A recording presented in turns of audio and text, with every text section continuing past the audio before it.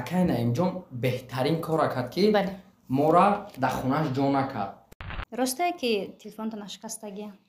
қати духтаро бисёр гап зан падарам шикасти. Мара худованд даст додагиай, по додагиай. Мерам ман кор мекунам, ман наметалбам а ягон зоти одамизод. Оли ту мара занг мезанӣ ки гитара бинавоз наменавозум дигар. гадо талбанда ки шумо гадо ҳастед, талбанда ҳастед. Як бора камура бихонен, хитон изо намекашонам хеле гапҳои нависондагитон. Маҳина ҷон, маҳина ҷон, маҳина оҳе маро бишнав зудтар наздам биё. дуруд ба ҳар яки шумо тамошобинон ва мухлисони сомонаи Шердили Наимҷон. имрӯз даъват намудаем дар барномаи суҳбати озод Муҳаммадҷон ва Шердилро. барои чӣ? дар зери комментарияҳо зиёде аз шумо суханҳои қабеҳ ва саволҳои зиёде аз Муҳаммадҷон ва Шердил додаед ва мо имрӯз хостем ки даъват намоем ва як суҳбати озод با آنها گذرانیم که سوالهایی که ما با آنها میدیم این سوالهای خود شماست که میخواهید جوابشون را گیرید. پس شروع میکنیم از محمد جان. محمد جان چه حال داری؟ خوب هستی؟ امروز ها با چه کارها مشغولی؟ شیرانه آقا جان میشه رحمت گشته استمام طرف بودم. در کجاها زندگی کردستی؟ من حاضر خانه یک اکد زندگی دارم. یک صاحب کاری موفق در همه شرایطون خوبه. بهترین همه شرایطون خوبه. نصیب باشه با نزدیک دکمنت‌های مکتبمون توری کردم انشاءالله با درس میرم. رنگی همه زندگی عادی. سلامت باشن، زنده باشن. محمد جان چندین برنامه‌های با شردل یک جای گذراندید. من با پراگی تماشا کردم و هر یک آنها را کامنتارشان را خواندم. در کامنتاری‌ها شما رو زیاد سخن‌های قبیح گفتن. چرا؟ زیرا که شما رقم تلفن موندید و خواستید که هر کسی که میخواد با من همکاری کند زنگ زنن، من با آنها همکاری میکنم. بله. و آنها سخن‌های قبیح گفتن شما رو همچون گدا طلبنده که شما گدا هستید، طلبنده هستید، حالا نه پول طلب کردید و نه کارت موندید. از این خیلی رو افتاده شده بودید. اما آدمایی که گپ‌های قبیح نویسوندن اورا خیلی دلی خچون کنم خیلی سیاه غج در دلشون. الحمدلله مرا خداوند دست دادگیه، پا دادگیه. میرم من کار میکنم، من نمیطلبم ای یگان ذاتی آدمیزاد. یک بارم شما بدرین همون کامنتاریایی که پیش نویسوندن یک بار کامورا بخونین خطون ایزو نمیکشن خیلی گپ‌های نویسوندگیتون. محمد جان من فکر میکنم که نفری که کمک موفق است باید از پشت وی گپ باشد. اگر انا همون نفرانی که شما سخنهای قبیح ننویسن شما پیش نمیروید، حرکت نمیکنید و من فکر میکنم که انا همین سخنها است که شما با پای خود راست میستید به حرکت کردن بازم کوشش میکنید. اگر انا همین کوشش های شما باشد من فکر میکنم که همه از کارهای شما اینا نقص شد، با پیشروی کردستین. انا همون نفرانی که سخنهای قبیح مینویسن شاید شرمم کرده باشن، شاید دیگر ننویسن. هر کس اپا فکر عقیده خود داره. مهم ما پیشروی میکنیم، وقت همه چی را نشان میده. بهترین بله، اگر صبر کردیم وقت همه چی را برای هر یک ما و شما نشان میده. لیکن شما پیشروی کردن دست نکشید. خب سوال دیگر. محمد جان در همه جا آوازه است که گویا شما و شردل جان را اکای نعیم جان از خانه‌اش پیش کرده است و شما را دیگر دستگیری نمیکند. این سخن‌ها تا چه اندازه راست است؟ این گپ دروغه اپا جان. اکای نعیم جان در برنامه‌اش گفته بود که من نمیتونم گفت یارا در خونه‌مون جا کنم. وزیرش در اکای شردل هم در خونه خود چای، مرم در خونه خودمون. مقصد که انشاءالله با دلیلش اکای نعیم جان ما را دستگیری کرد، با انشاءالله دلیلش دستگیری میکنن. نصیب در آینده با کلیپ‌های نومونم، سرودای نغزمونم پیشکش مخلصان میکنیم. من فکر میکنم که اکای نعیم جان بهترین کار کرد که ما را در خونه‌اش جا نکرد. ما را نبرات امو ذوقی که ما در درونمون داریم ما را بیدار کرد.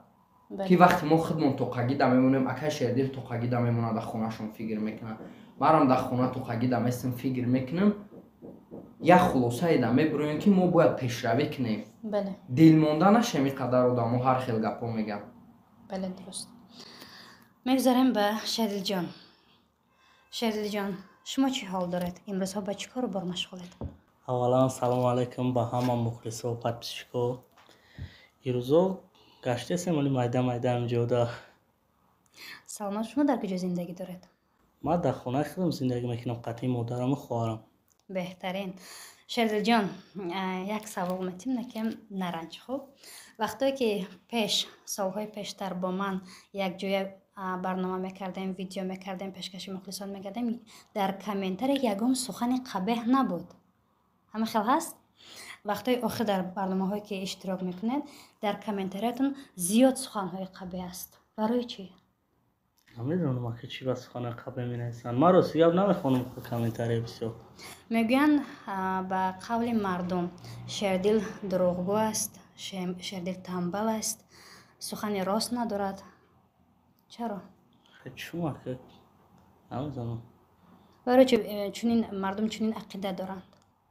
мо ягон каса дурӯғ нагуфтем. солҳои пеш чунин набуд. ман фикр мекунам дар солҳои пеш мумкин аст ҳисоби гудак будем чӣ мекунанд. гудак ҳама дӯст медорад ки бо хай камтар калома шудем. намедонам ки барои чӣ. Шердил, агар шумо надонед, ман медонам. мухлисо ҳамаш медонанд. хитам медонӣ, акай наимҷонам медонад. бугум барои чӣ дурӯғгӯ мегӯянд? барои чӣ? ман фикр мекунам ки дар ҳақиқатан тамбал шудагӣ. ту хита ваъдаи дурӯғ метӣ, барои худат ваъда метӣ, барои мухлисо ваъда метиву намекунӣ. чатрулеткаи нав мекунам, суруди нав пешниҳод мекунам, клипи нав пешниҳод мекунам. некем нест. пас мардум аҳамият метиҳанд, мебинанд ки сухани пештара дар барнома чӣ буд, ин суханат чия. мардум аҳамият додастанд ки тамошо мекунанд, барномаи баъдира тамошо мекунанд, интизор мешаванд ки Шердил як чизи нав пешниҳод мекунад, бо ҳамун чизои кӯҳнай ба мегӯянд ин ваъдахилоф шуда, дурӯғгӯ шуда, тамбал шуда. ё не? хай дигар ваъда намету мухлисо да. фақат амал мекунем бугӯ. ҳамешаш мекунем да. хуб, интизор шавем яки бо ваъда намету мухлисоро.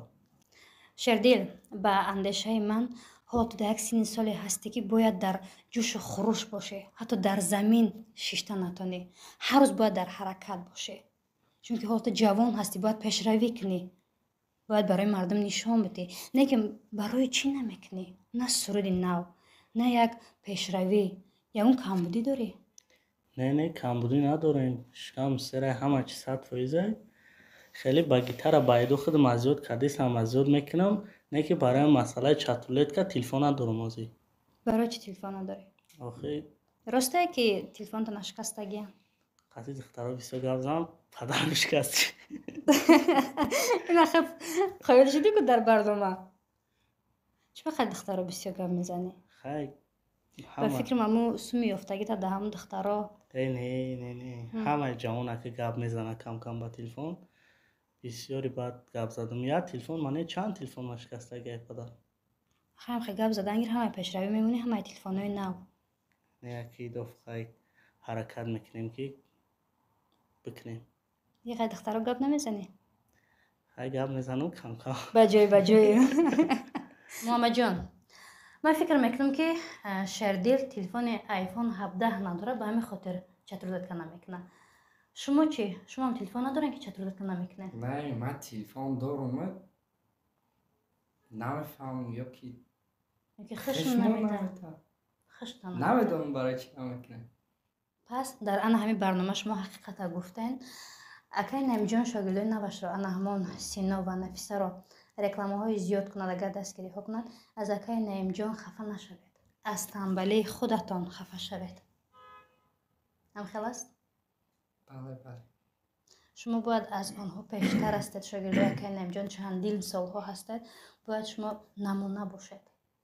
шумо бояд аллакай ин соҳаро хубтар бидонед, ки ҳар касе ки ба шогирдии нав меояд шуморо дида ҳавасманд шавад, ки ман мисли инҳо шавам, нагӯяд ки ман аз инҳо беҳтар шавам.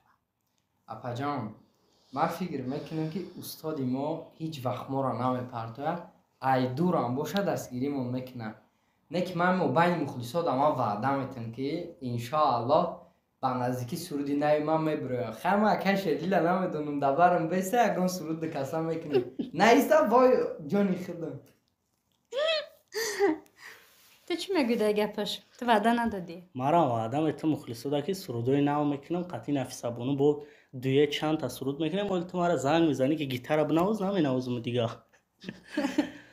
دوستان عزیز، برادران عزیز، پیشروی ما، پیشروی محمد جان، همش یک پیشروی برای شما را فقط سردوی نام میکنیم ان شاء الله. خب شوخی کردید و اگه حقیقت را گفتید در برنامه، به یک سرود میخوانیم بعدا صحبت ادامه میدیم. خب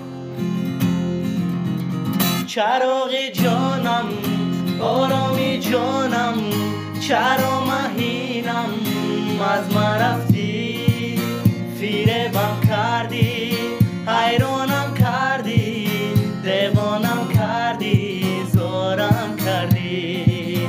چراغ جانم، آرامی جانم، چرا مهینم از من رفتی، فریبم کردی، حیرانم کردی، دیوانم کردی، زارم کردی. مهینه جان، مهینه جان، مهینه، آه مرا بشنو زودتر نزدم بیا. مهینه جان جان جان، مهینه جان، مهینه، خورم مکن، زارم مکن، زودتر بیا. احسن، اینقدر زیبا میخونید. در حقیقتا استعداد دارید. من حیرانم که با اینقدر جوانی، با اینقدر یوشی که مردم از شما چه چیزا انتظار است.